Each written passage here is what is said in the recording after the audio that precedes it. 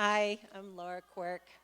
I'm a transformational healer and coach, and I'm just so grateful to be here at the Sedona Performing Arts Center to share my passion for helping people heal, transform, and create lives that they love.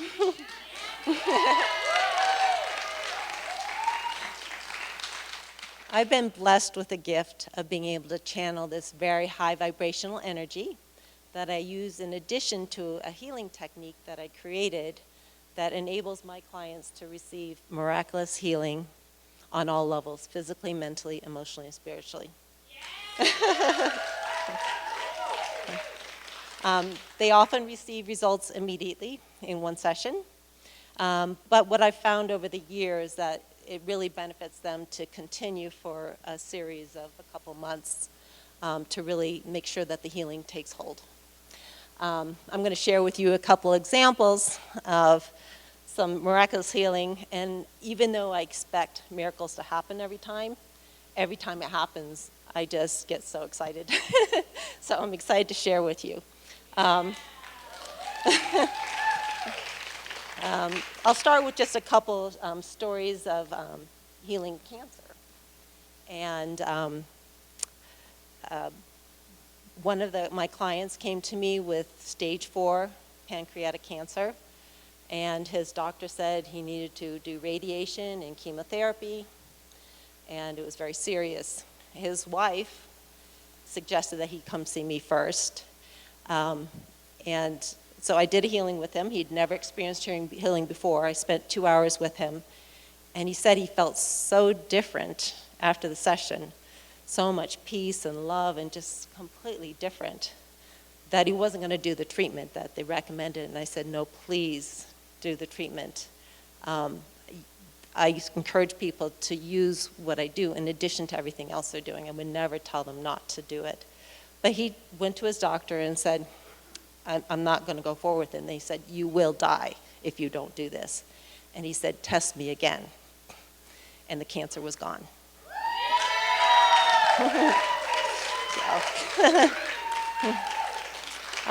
There was another woman that I worked on who had breast cancer. And as I started working with her, I discovered there are other things too that needed healing. She had a drug problem. She lost her child through custody because of some of these things. And she was in a really bad place, very depressed, a lot of anger, sadness. So I worked through all those things. And I did a couple sessions with her, and then I didn't see her for a long time after that, so I didn't really know what happened. Well, I ran into her 10 years later, and she introduced me to her boyfriend and said, this is the woman that saved my life. Everything has changed. She stopped with the drugs, she got custody back from her child, and the cancer was gone. And another story I love is that there was a veterinarian that lived near me up in the mountains, and everybody loved this guy. And he came down with cancer, and it was throughout his bones in his body, and it was very severe at that point. He couldn't even get up from the couch to go to the bathroom. And his wife found me and asked me to come to their home because he wasn't even able to get up. And so I did that, and I did some healing with him, and not only was he able to get up, but he was able to do his normal life, and he was able to take his 2 young children, I think they were 8 and 10 at the time, fly fishing. And I did a couple sessions with him, and then I didn't know what happened later. He did pass away a couple years later. But what was so miraculous for me is I had moved, and his son, grown up now, found my home, and showed up, knocked at the door, and said, I just want to thank you for giving me those 2 years of my father that I never would have had. And it was just such a blessing.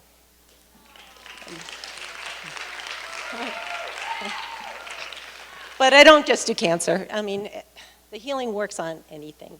Basically, what I discovered over the years is it's just channeling the energy and then directing the energy to do what's ever needed. So you can direct it to heal fear and trauma and emotions and heal physical injury, sports injury. You can use it to help sports performance. You can use it to get rid of menopause, which I did on myself in one session. So, and then I do it for many other people. So getting rid of pain is easy. You know, you're healing back problems and knee problems and hip problems and feet problems, whatever it is. It's just all about the energy and then using the client's intention to allow the healing to take place. And so I'm going to demonstrate later at the end of this talk a healing on somebody's back. So you get to see that. So one of the sports injuries that I worked on was with a ex-professional, former professional football player, and he had all kinds of knee problems. He had x-rays and all kinds of things done showing all of the damage in his knee, and so he's no longer able to do a sport, obviously. And so he asked me to do a healing on it. And this was early on when I started doing healing. So I wasn't sure if I'd be able to help him, but I just did my thing. And he went back to his doctor, and they were able to compare, you know, what it used to look like to what it looked like now, and it was completely gone. Crazy. So it's always fun to see those, you know, comparisons. I worked with somebody who had type 1 diabetes, and her insulin levels were always all over the place. So she had it for most of her life. She was in her 50s, and she had it as a child. And she had the numbness and tingling in her feet, neuropathy. And so after the healing, she went back to her doctor for a normal checkup. And he's like, "What have you been doing? Your insulin levels have never been so normal." And she started decreasing her insulin by 1/3, and it still remained normal. And the neuropathy was completely gone after the session, and 6 months later, it's still gone. So these are the kinds of things that I see on a regular basis, which is what brings me so much passion and joy to do this work. There's just nothing more rewarding. So my journey in healing started when I was very young, and there was no information on it. There was nobody that could teach me how to do this or what it was. But I knew as a child that there was easy ways for people to heal. I just didn't know how. And so I could feel this energy coming out of my hands. I'm like, well, what do I do with it?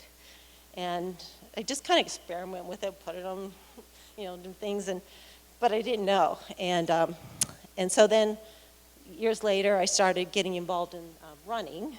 And I ran my first marathon when I was 13 years old. It was 98 degrees out, and I only had run a couple times, so I really didn't know what I was doing, but I just channeled the energy. And then I ended up running 22 marathons. I won the Boston Marathon for my age group when I was 19. I ended up earning a scholarship, a full scholarship at University of Connecticut for 4 years. And then during that time, you know, obviously it was a Division I school and it was, you know, stressful, but I was able to harness the energy and then decide how I wanted that race to come out. And through my mind, say, okay, on this hill I'm going to feel like this, and this hill I'm going to do this, and I was able to create it however it is that I wanted it to happen, using the energy and then just the focus. And so I teach other people from my team to do the same thing, and it was a lot of fun. I was also in engineering, and it was a very demanding major. The first thing my advisor said to me, "Oh, a jock in engineering, we'll see how long you last." And I was like, "Well, I can do it, you know." And he was like, "Okay." And so what I discovered is there's only so much time in the day, and I was traveling every weekend to compete. And so I had to spend every day in the all-night study room. So I'd sleep 3 hours a night. So I just said, well, I can use this energy. I wouldn't recommend it. It's probably not good for you. But I was able to get through 4 years of college competing, you know, cross-country, indoor track, and outdoor track, and doing engineering, and finished all of that. And so then after college, I came home to New Jersey and met my future husband, and we decided to move to California, mostly because of Silicon Valley for engineering, and also it was a great place to run. And my ex-husband now was an athlete, and he wanted to compete in the Olympics in the shot put. And so it was a great place for him because all the best shot putters in the world lived in this particular area. So we went there. I was working in engineering. I was worked at many different companies, but a lot of startup companies. I was the technical lead on the first Palm Pilot. I don't know if you guys are familiar with that, but it was like the first handheld computer with handwriting recognition on there, and that was a lot of fun. And then I later went into management, and I was vice president of engineering, so I managed all of engineering. And I still had this passion for healing, but I didn't really know how to use it, so I'd read any books I could get my hands on. And I started using it in engineering, right? So people would come into my office with whatever problems they had, and as they're talking, I'm just channeling the energy, and all of a sudden they calm down. They're like, they kind of forgot what they came in for.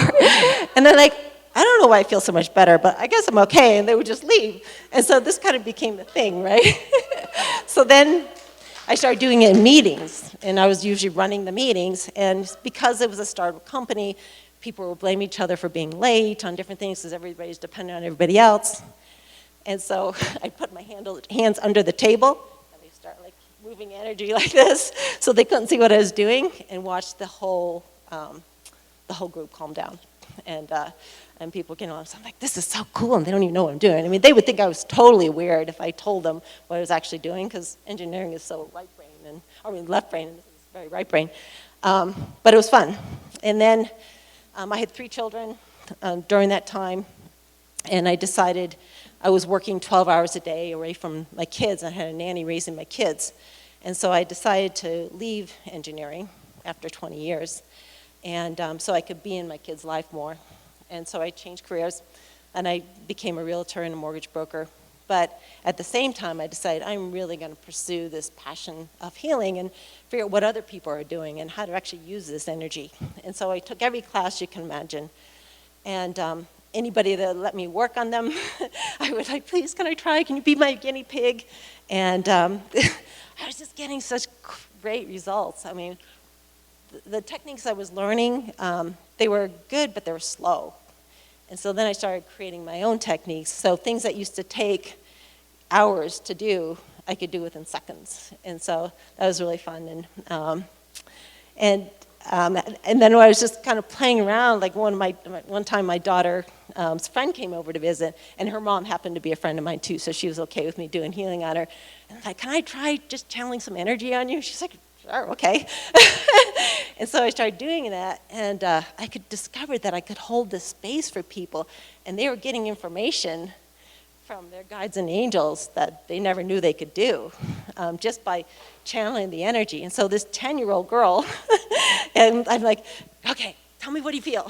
And she's like, well, your guides and angels are here, and they have a message for you. I'm like, really? What are they saying? And she's like, well, during the times of Sumerian, you were a healer, and you and some of your friends were in a circle, and you were trying to heal the war that was going on at that time. And the message they had for you was that you died after you stopped the war, but you died because you used your own energy. The message they have for you is you can do the same thing, but channel the energy, because it's infinite.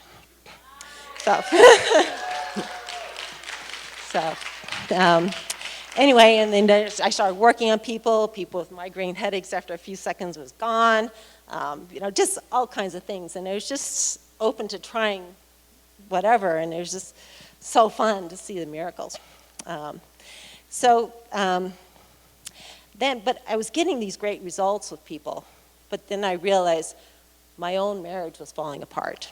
And the reason for that was because my husband had become an alcoholic, and it had gotten worse and worse and worse. And of course I tried healing him in every way I can, but you can't force a healing on anybody. And so I wanted to leave, and so I told him I wanted a divorce, and he said, if you try to leave, I will have you killed. I'll have you tortured and killed.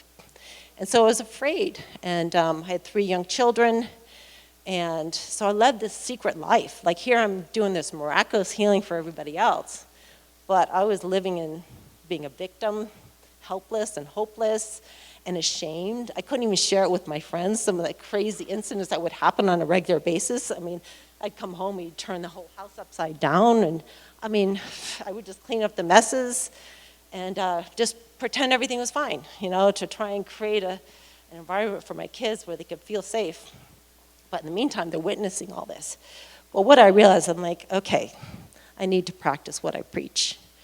Heal or heal thyself. And I look back in my life, and I repeated my mom's pattern. So my dad died when I was 8 years old in a car accident. He was a brilliant man. He got a master's and PhD from MIT, and then worked in chemical engineering. And on the way home from work was killed in a car accident. My mom had 3 young kids, 4, 6, and 8. I was the 8-year-old. And she was a stay-at-home mom at the time, had to go back to work, and eventually met a man that she married, who became my stepfather, who was an alcoholic. And the stuff that we had to live with, we were always walking on eggshells. We didn't know, when he was going to explode. And just crazy, I'm not even going to go into all the details, but just a crazy life. And I was so mad at my mom for allowing this to happen. She brought this man into our life, and she didn't have the strength or courage to leave him. And I said to her, I'd rather live on the streets than live like this. And she says, I can't, because I'll lose the house, I'll lose the business, and I'm stuck. So here she was, this victim, all this energy that I found myself in. I'm like, oh my goodness. I recreated my mother's life. And here I'm telling everybody else how important it is to forgive and let go of all this pain and, all these emotions. And yet I was living this, exactly what I told them to suggest that they change. So I worked on myself. I really said, okay, I am not going to repeat this pattern, and I don't want my kids to repeat this pattern. It needs to stop here. And so I used my own tools and techniques and transformed my life. And I had the courage then to stand up to my husband and said, no more, we're done. And anyway, so now I would like to share with you an example of how quick and easy healing is. Before the talk today, I picked somebody from the audience that has physical pain that they would like to come up on stage and let me demonstrate the healing with them. So Katie, can you come join us? There she is. Okay, great.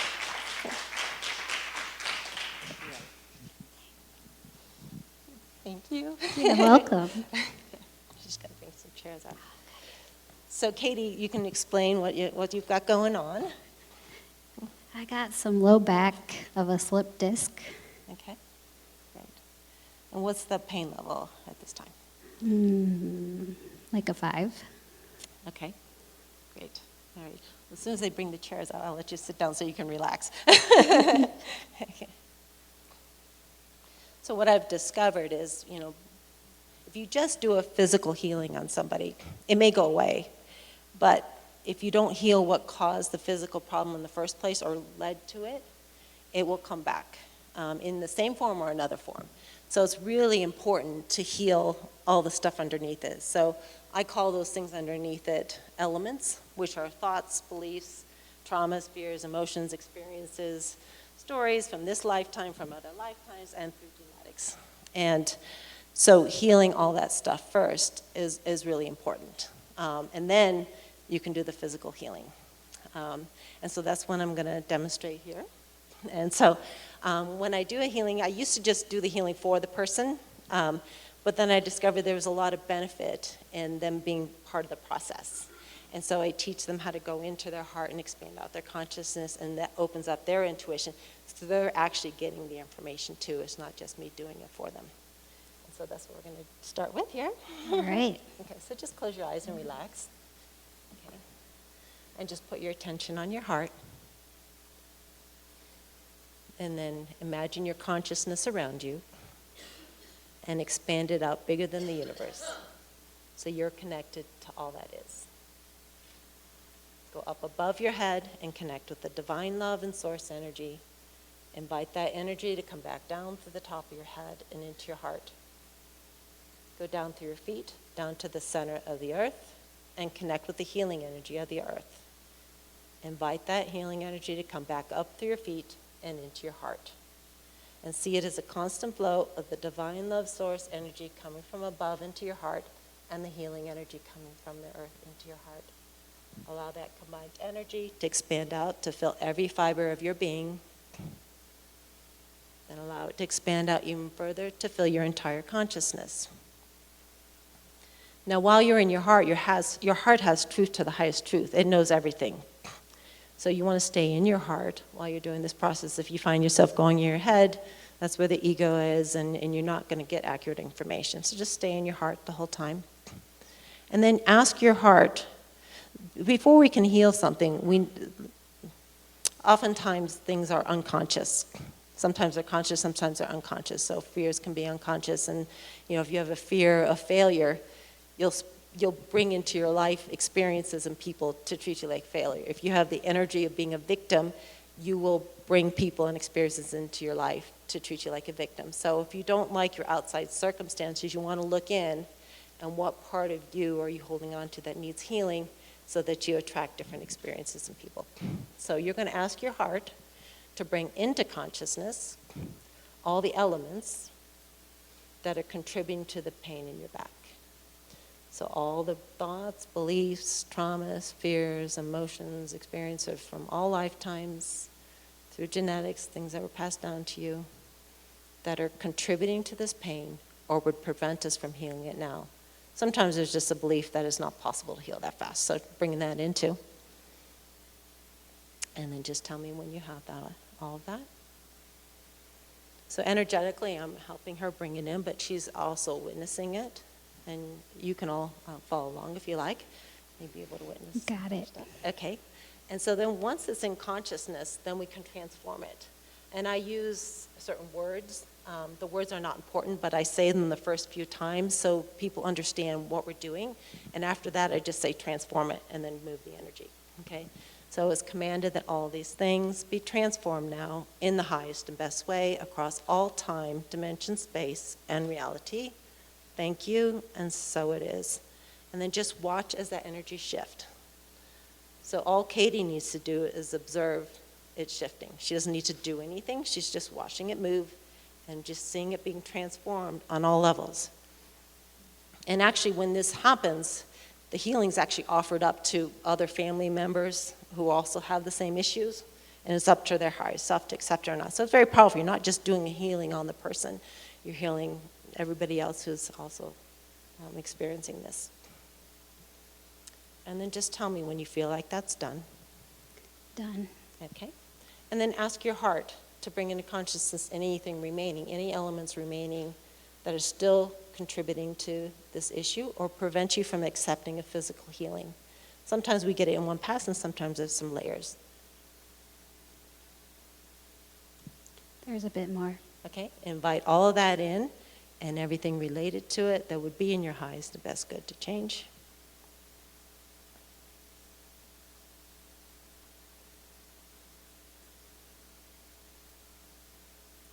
And tell me when you have that. Got it. Okay, and then transform it and just watch it shift.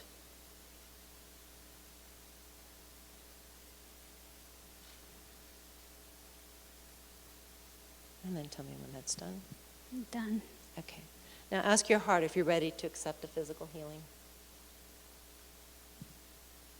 Yes. Okay. Now, is there anything that you'd like to share with people? I mean, sometimes there's so much coming in that you can't really identify it, and that's okay. It's just enough to invite it in to transform it. But sometimes things will come in that you are actually able to see. Is there anything that they'd like to share that came in as we were doing that transformation?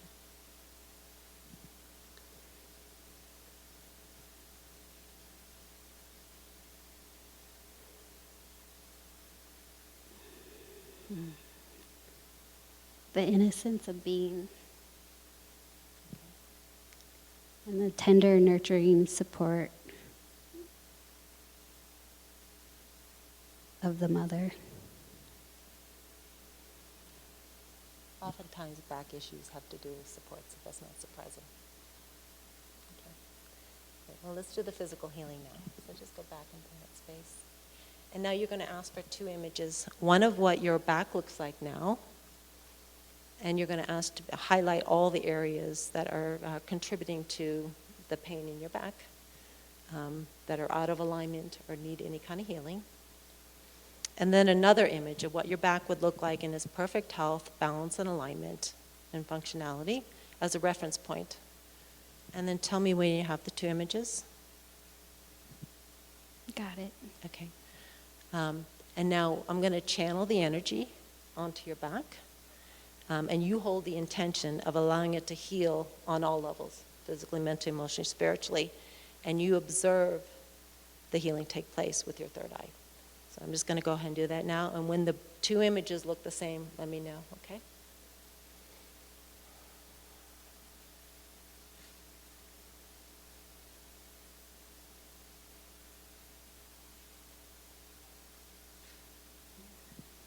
Same. Okay, great. Awesome. Okay. And where is the pain level now from 0 to 10? 0. Yay. Awesome.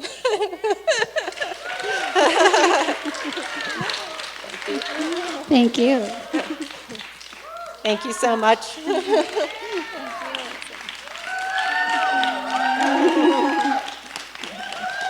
Do you guys want to think of physical pain or injury, or do you have anything that you'd like to work on that's pretty quick? What's that? Okay. All right. So just pick a pain or some kind of thing that you would like to have healed. And then going back into that same space we were before. So, going into your heart, expanding out your consciousness, connecting to heaven and earth, bringing that into your heart. Okay. And then ask your heart to bring into consciousness all the elements that are contributing to this issue or preventing it from being completely healed now. And then just invite all that in.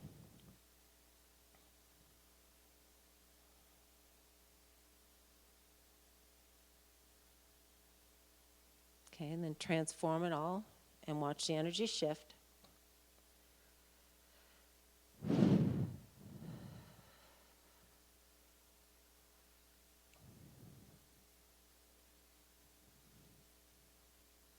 And then just ask to disconnect from all attachments. Sometimes we have cords and hooks attached to us that are contributing to physical issues. Just disconnect from all of that.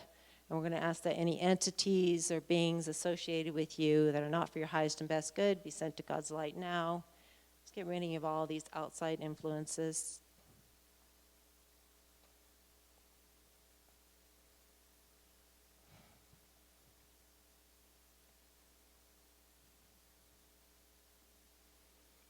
Okay. Now, like we did before with Katie, ask to see 2 images. What that body part looks like now, highlighting all the areas that need any kind of healing or areas that are contributing to the pain. And the other image of what it would look like in its perfect health, balance, alignment, and functionality. And that's just a reference point.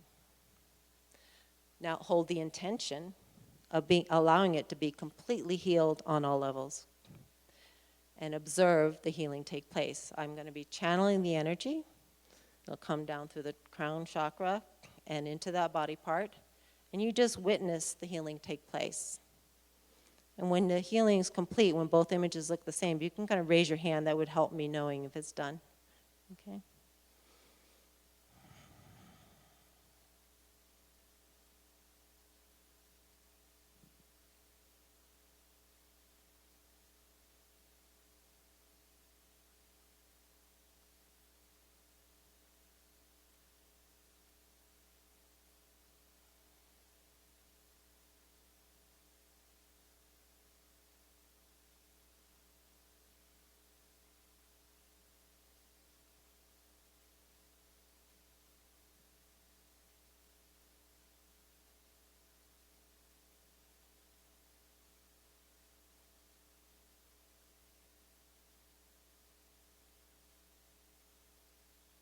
Looks like most people have their hands up.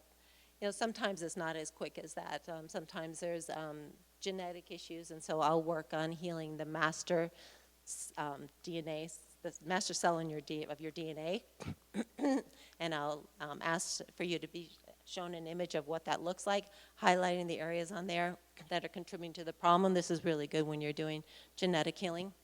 And then ask what it would look like without that issue. Do the healing on that, and then replicate that through every cell of the body. Then I have another technique that I use, stem cell replacement, energetic stem cell replacement. So like if there's a disc in the back that's a problem, I can rebuild the disc using those stem cells. So there's all kinds of techniques. This is just a simple one that I was demonstrating. But if anybody could use my help, I'd love to help you. And I can be reached through my website at lightconnectors.com. Thank you so much.